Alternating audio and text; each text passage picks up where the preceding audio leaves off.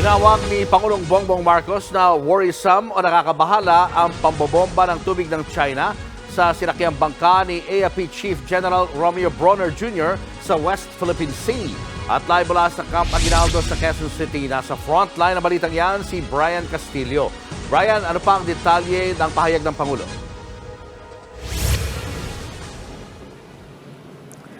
Julius, sa unang pagkakataon, nagsalita si Pangulong Bongbong Marcos patungkol sa nangyaring pangwa-water cannon ng China Coast Guard sa resupply boat na unay sa May 1, kung saan sakay pa nga nito mismo si AFP Chief of Staff General Romeo Bronner Jr. para magsagawa ng isang resupply mission sa Ayungin Shoal noong December 10. Sa talumpati ni PBBM sa ika-88 anibersaryo ng AFP, sinabi niyang worrisome o lubhang nakababahala ang patuloy na agresibong aksyon ng China sa ating mga barko sa West Philippine Sea. Partikular na ang naranasang pambobomba ng tubig, pagharang at pagbuntot ng China Coast Guard sa resupply boat ni Bronner. Gayun din anya ang patuloy na panghaharas at panguudyok ng China sa ating mga sundalo. Batid din daw ni PBBM na pinakamalaking pagsubok sa AFP ngayon ang tensyon sa pinag-aagawang teritoryo. Kaya hinimok ng Pangulo ang militar na palakasin pa ang ugnayan sa ibang mga bansa na may kaparehong layunin na panatilihin ang kapayapaan sa rehiyon.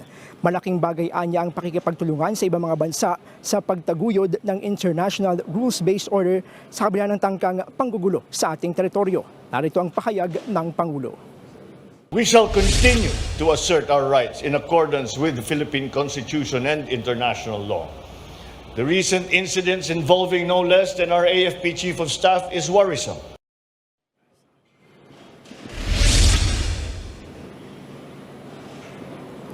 Julius, nangako naman si Pangulong Bongbong Marcos na buo ang kanyang suporta sa AFP Modernization Program. Batid daw niya kinakailangang mas matutukan ito ngayon, kasabay na rin ng paglipat naman ng focus ng AFP sa external at territorial defense. Julius? Maraming salamat, Brian Castillo. Mga kapatid, Lucy Cruz Valdez po, maging maalam at may pakialam sa mga napapanahong balita sa bansa.